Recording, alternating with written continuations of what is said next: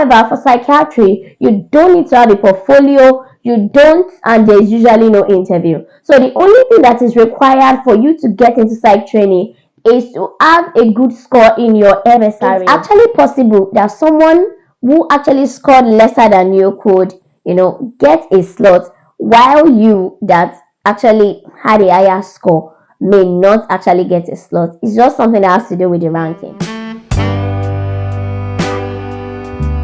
My name is Blessing, and I'm a first-year psychiatry trainee here in the UK. And so in this video, I'm just going to be telling you guys about how I got into psychiatry training here in the UK. So if by venture you're somebody, maybe you're within the UK and you're aspiring to get into psych training, then this video is for you.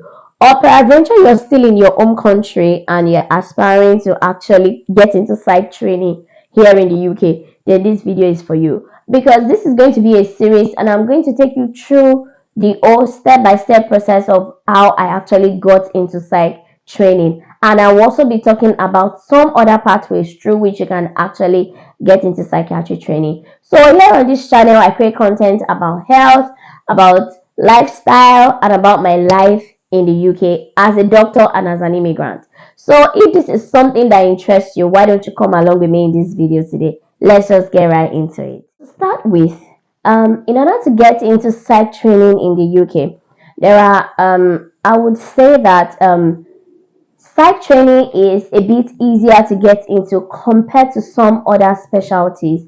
And why is that? So a lot of specialties here in the UK have what we call portfolio. So for you to actually get into some specialties, you need to have built a portfolio, and depending on the specialty, there are so many things that are required in your portfolio. For psychiatry, you don't need to have a portfolio, and there's usually no interview. So the only thing that is required for you to get into psych training is to have a good score in your MSRA. So what's the MSRA exam? The MSRA exam is the multi-specialty recruitment assessment. So it's more like an exam that a lot of specialties use in recruiting trainees into the available training slots. So that actually makes psych easier to come into, especially if you're an IMG. So it means that you don't necessarily need to live in the UK or be practicing in the UK in order to actually get into psychiatry training. So even from your home country, if you're able to study for the MSRA exam and pass excellently, then you can actually get into psych training here in the UK.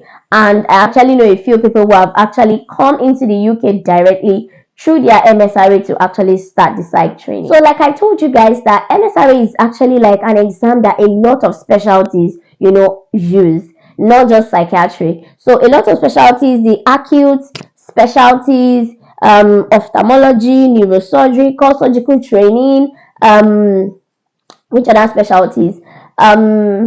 I think there are obs and gynae, anesthesia, all of those specialties, sexual health, all of those public health, all of those specialties actually use the MSRA. So it's more like a lot of specialties use it.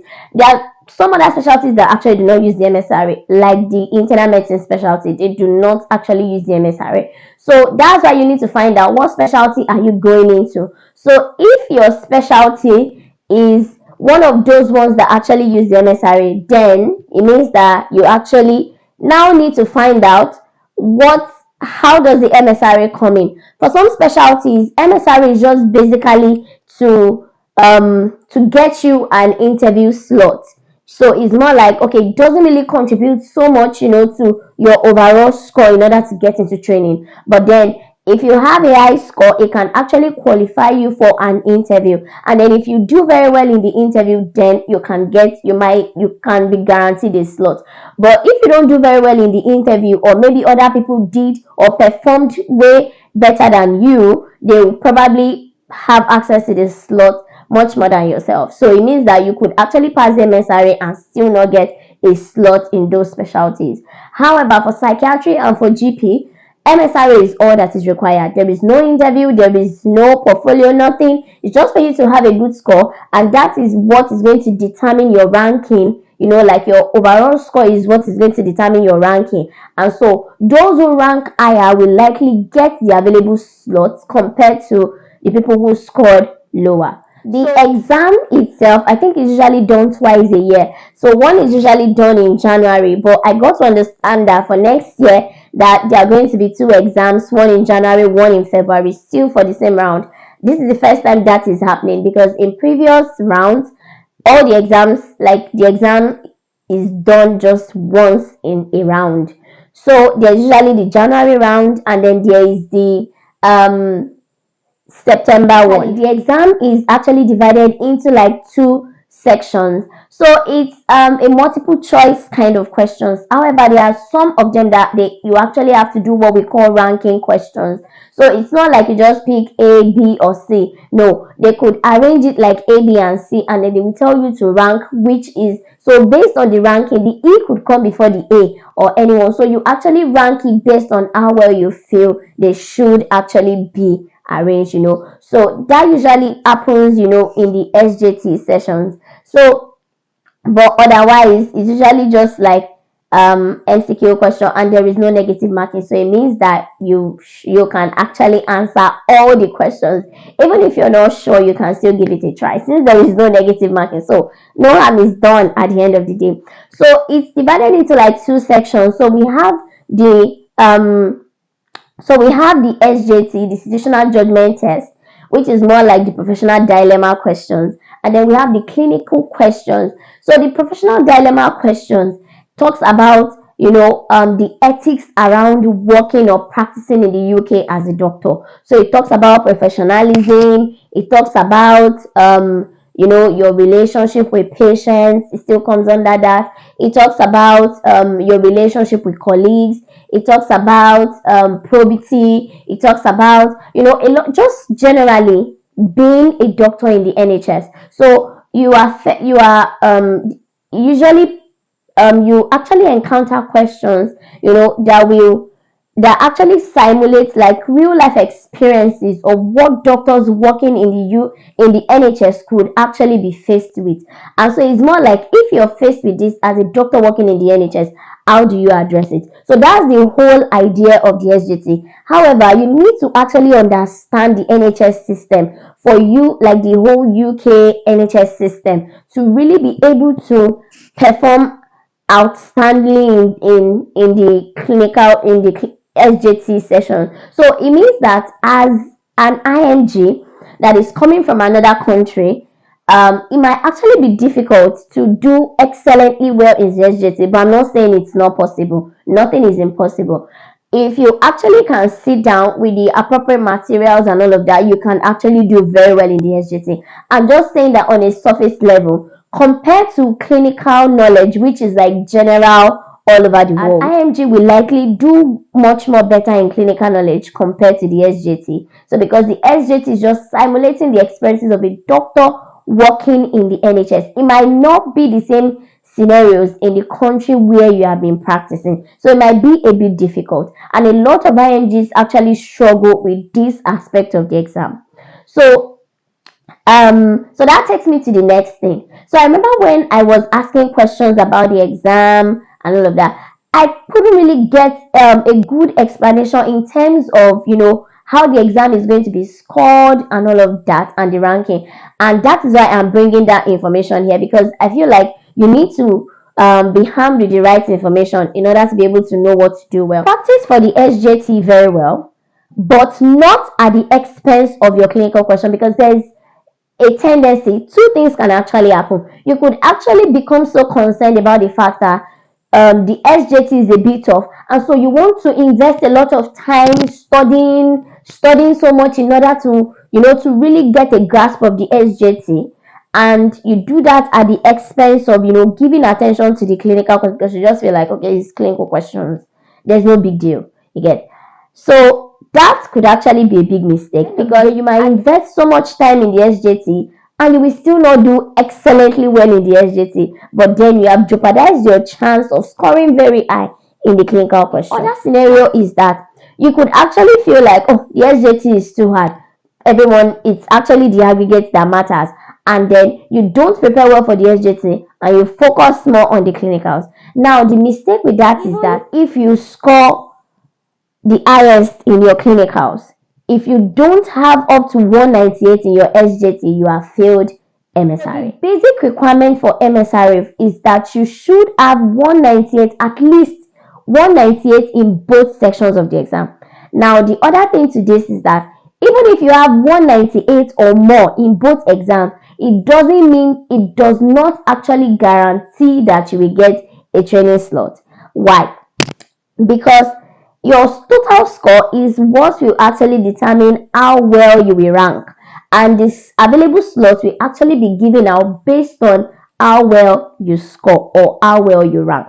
So you could actually score over 198 in both sections, and yet you will still not be able to get any training slots. Why? Because a lot of people scored way higher than that, and so those people will probably get slots before the person who has scored lesser. So what I'm basically trying to say is that you have to be wise in how you actually study for the exam. So if you feel like you're really struggling with the SJT, then you need to put a lot of attention to understand it, because you need to have at least 198. But then also give a lot of attention to your strong part, which is the clinical questions, and make sure you score very well, because at the end of the day, it's actually the aggregate that matters. I know people that have scored like they had like 560, 570, but then most of the score actually came from their clinical questions. So if you feel like you're an IMG and then you feel like you are kind of maybe struggling with the SJT, then I would say just make sure you practice enough to be able to score the minimum, which is 198, and put more effort in your clinicals, because it is the aggregates that will eventually matter at the end of the day. So that's just an advice from me. It may not be what you want to do, but it's still your choice to do whatever works for you. So you register actually through the OREL website, and so they are going to ask you to do your application. So you apply for the specialties that you want, and I think you can apply for as many specialties as you want, and based on that, there are also some things they will ask you to submit a request form. So if you submit your request form, they will actually assess it, and if they are satisfied, they will actually tell you that it's been accepted. And if they are not, they are going to reject it, and they will tell you why they have rejected it, and you can quickly sort that out and resubmit it again and get on with the whole process. So after the entire thing, they will consider your application, and then they will send you an email to go ahead and register for the MSRA exam. So then you can go ahead, register, and then after you register, they are going to give you information on the date of the exam and everything that you need to know about the exam. So the exam is 170 minutes exams. So you actually do the two sections together. They usually start with the SJT. So when you finish the SJT, then you do the clinicals, and then you exit the whole. The most important thing is to practice as much as you can. And I actually practiced for the exam in about 3 months thereabouts. Was it even up to 3 months? It wasn't up to 3 months. So let's say like maybe 2.5 months that I actually practiced for the exam. And basically, what did I practice with? I practice with question banks. So you actually need question banks.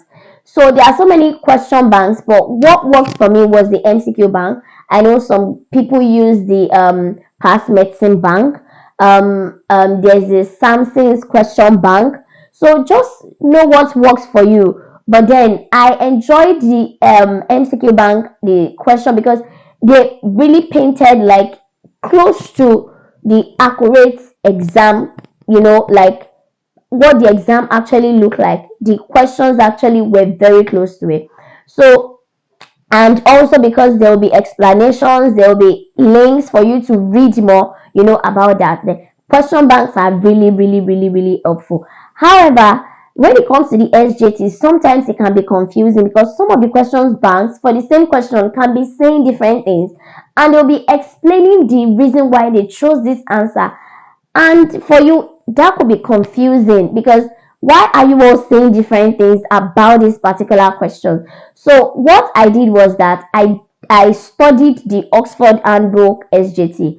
I don't know if that might work for someone else, but I did that, and what he actually did for me was that it just really made me understand, like how to answer the question, because there were so many questions about the various sections of the SJT, and there are some practice questions where they have solved it and then they explain to you how they arrived at those answers, and then there are questions for you to practice, and then there will be answers at the back, so it's easy for you to actually practice with that, and then you can check your answers later. So it just made me really understand that, okay, as a doctor in the UK, how should I approach this? So it just really like painted, it wasn't like I saw any of those questions in my exam, but it just brought me like to understand how to answer the SJT questions. And I think it really did that for me. And I tried to actually practice as much as I could. Of course, I couldn't finish. Then there are some other questions, like there are some oral past questions. People have said that a lot of those questions, they tend to bring out some of them in the exams. So you can also check their website for their past questions. So after the exam, then the result comes out, and then if you have actually met the cutoff for the specialties you have applied for, then let's say maybe you picked some other specialties outside of GP and psychiatry, then they will invite you for interview if you have met their criteria for interview. But if not, they will also tell you. Then for psychiatry and GP, because they don't have interview, your MSRA automatically just puts you on the list, like on the ranking list, so you get a rank. So the jobs are going to keep, the slots are going to be given out based on those ranks. So the people who have scored higher than you are more likely to actually get slots before you. However, not all the time. So the other thing that happens with ranking is this. So it's actually possible that someone who actually scored lesser than you could, get a slot, while you that actually had a higher score may not actually get a slot. It's just something that has to do with the ranking. In my next video, I'm going to be telling you all about how I actually got into psych training in England with a low MSRA score. So I'm going to tell you guys how I went about the whole ranking process, the fact that, even if you did not score well, it doesn't mean that it is the end, for psych training. So I'm going to be giving you all of that. So if you feel that is something that might interest you, then just stay tuned. I'm going to be telling you all about it in the future, like in subsequent videos. Okay, so if you have enjoyed this, please feel free to like, feel free to comment, to share, and also to subscribe to this channel. So till I see you again, make sure you stay safe and you stay healthy. Bye.